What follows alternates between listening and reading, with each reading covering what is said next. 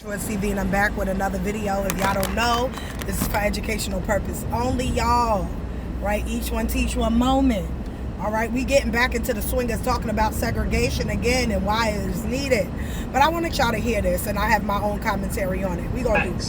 So I want to go back. Sorry, y'all. You should have. At the end of the speech, he said on some certain day, narcissist, and it's like whiteness. Sorry. 100 years after the Emancipation Proclamation, the Negro is still not free.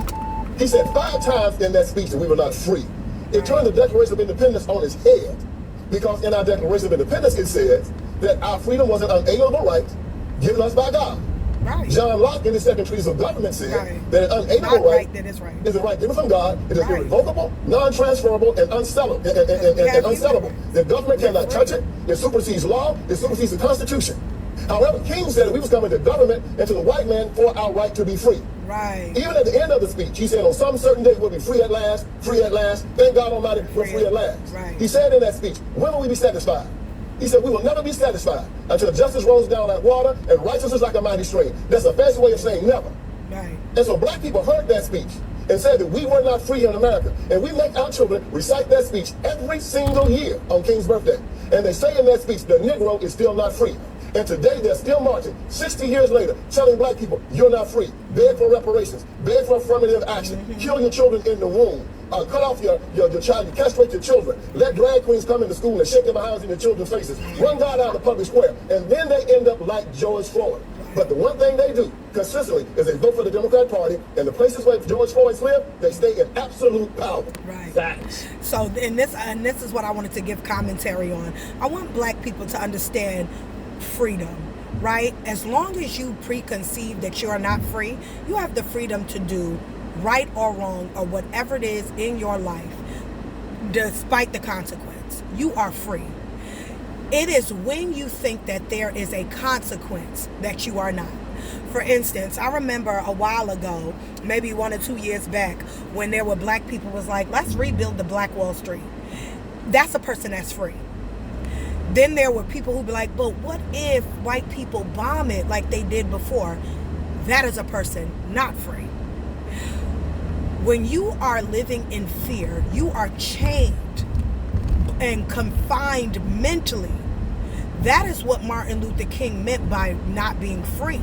We were confined mentally by white supremacy, confined mentally by the structure or I'm trying to think of the word, that white people have, a cage white people have placed over us, thinking we gotta wait. I remember when I heard my mother say, if they give it to me. I'm like, what are you talking about, give? Nobody's gonna give you anything on this earth. That is a person who is not free. Somebody who has expectations to be given and not going out there and getting it on their own.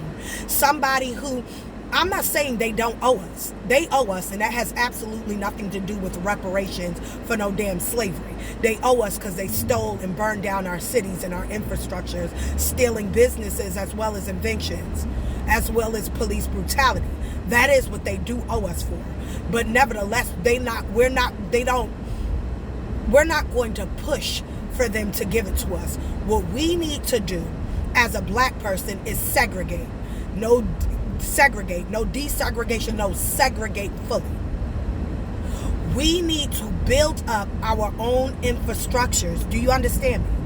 We need full-fledged American Indian, full-fledged black folk to get together and build up our own cities. Every day I see new construction neighborhoods that white people are building. And every day I think to myself, we got black builders, welders, architects, I can't think of the word, it's not letting me say it, constructors, it's not letting me say it, but y'all know what I mean. For some reason my tongue ain't doing it. Contractors, sorry, see, it would not let me say it. Contractors, builders, welders, lawyers, okay? We real estate agents, black doctors, surgeons, dentists, right? Clergymen, librarian, teachers, pharmacists, right? We have plumbers and electricians. All of these things, we are skilled in every single area we have black scientists, black phlebotomists, neuroscientists, neurologists. There's a list, and we have all of them. Why are we not coming together with our dollar and building? We don't put no money. There's a place in Atlanta where these couples bought 19 couples bought mad acres of land. Why are we not funding them so that we can make our own cities, our own towns?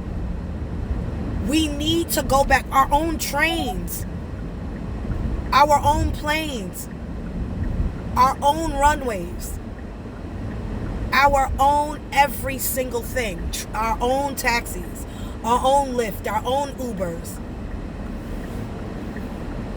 our own banks, our own supermarkets and shopping centers and malls.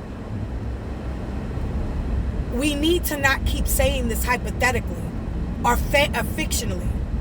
This needs to be something that we do. We need to get behind our $1 trillion, and we need to build up our infrastructures. If they have already implemented that they were going to do segregation, and we're saying we want segregation by our own, on our own accord, then it's time that we do something about it. And it's starting with understanding what we do not have yet. We want our own electricity. We want our own water supply, right? We want our own places, our own stuff, right? Or we don't want our own electricity. We want to get, electricity from other sources, right? They don't need us. They have enough white people to buy, and we don't need them.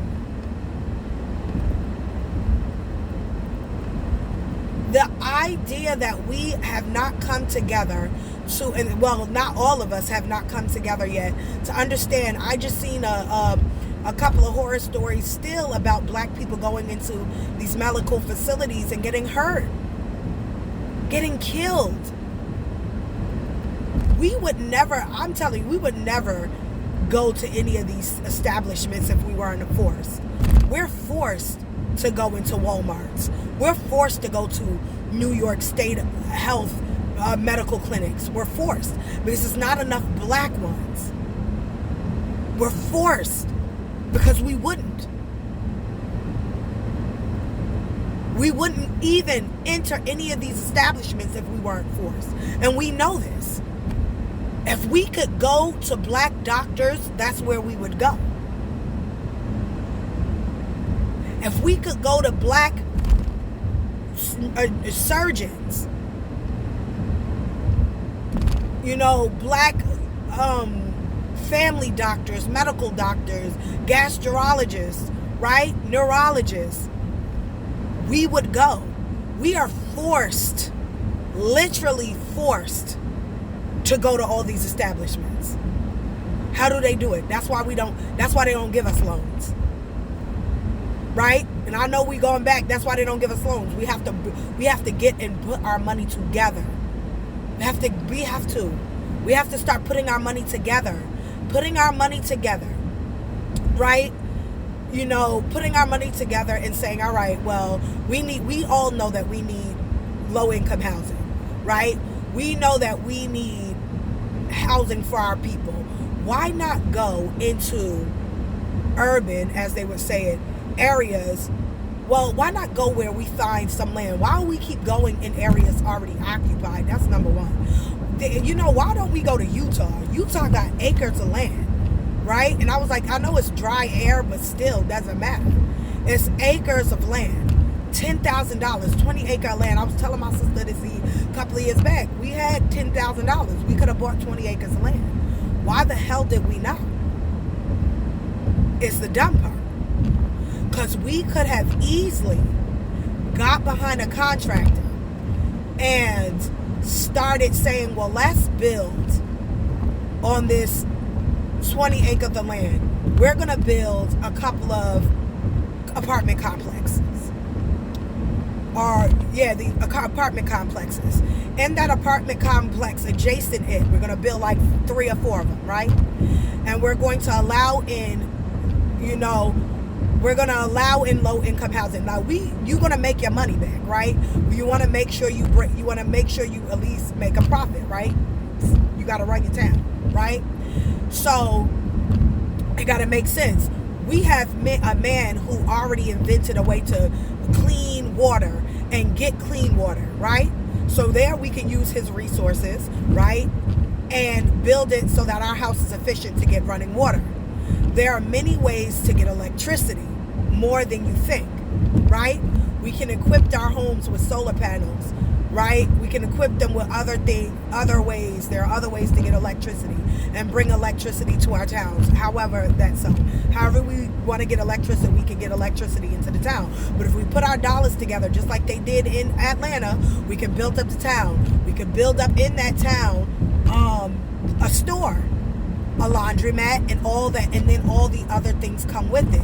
And there's people that was in Atlanta doing just that, and they haven't met the what am I looking to say? They have not met the quota of how much it would cost to build this town, and they're doing this for us. How is it possible that we are not doing for self? It's millions of us. If we all put just $1, with all the millions of us, we could rebuild whole infrastructures. The problem is trusting someone who would be able, with good integrity, to say, all right, we're going to start in this. Let's say we all decide in that place in Atlanta where those people are, and we say, all right, we're going to go together, right? And we're going to all put $1 in. We're going to do a GoFundMe, or we're going to go and pay toward them. And every black person in America puts $1 in. And we go over there with our contractors, builders, welders, and we build up that area where they are.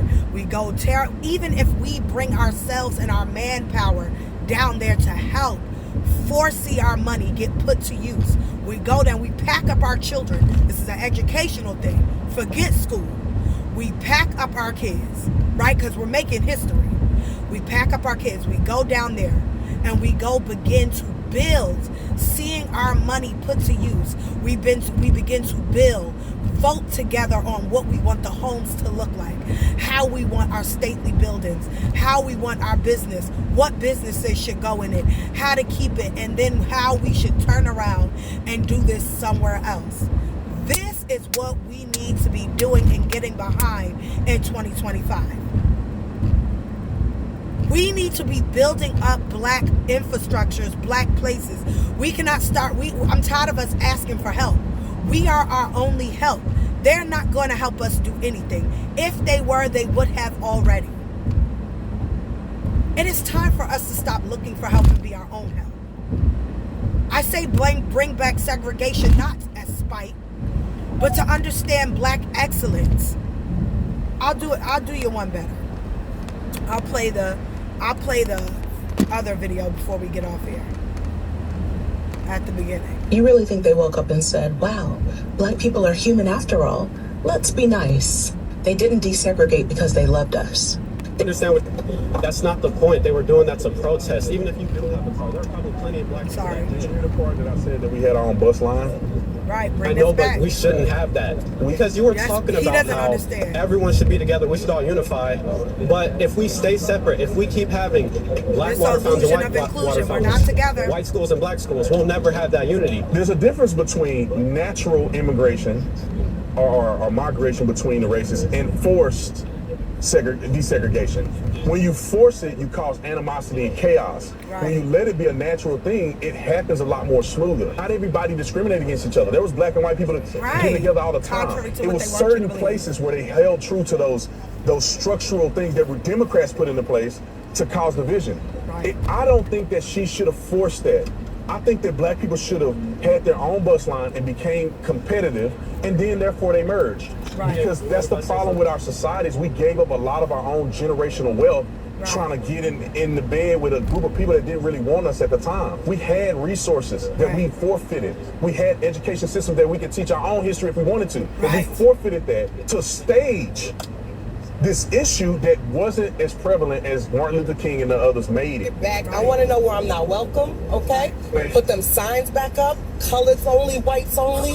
Let's do it, all right? Rip the Band-Aid off, especially for arrest. All right, you guys, this is Kendra with Trust TV. Make sure y'all like, share, and subscribe. Stay up, stay blessed, y'all. Put God first above all else. Peace out.